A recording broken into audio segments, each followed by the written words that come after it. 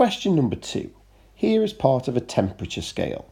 And we've got to figure out what is the temperature shown at A and what temperature is 20 degrees higher than A.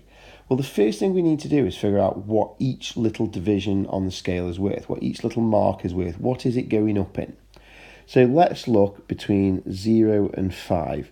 Well, between 0 and 5, we've got 1, 2, 3, 4, 5.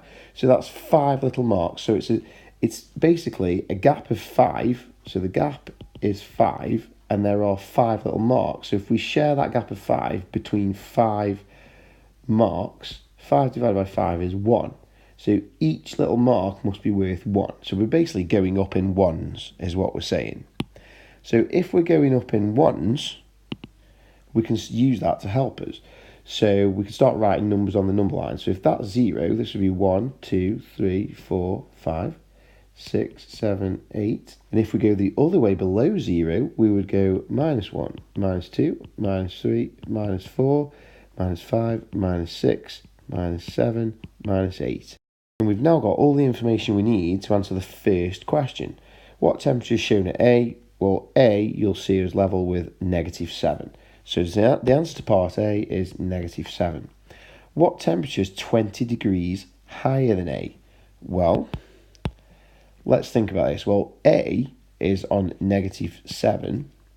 And if you go up at 7 to 0,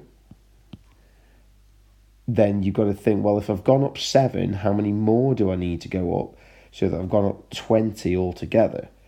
Well, 7 plus 13 gives me my 20. So if I've already gone up 7, there we go, to get to 0, I need to go up another 13. Now, obviously, this is going to take me off the scale because it only goes up another 8 on this actual picture. But we can use our brain for this. So if we go up another 13 from 0, 0 plus 13 is 13. So the answer to our question is 13 degrees.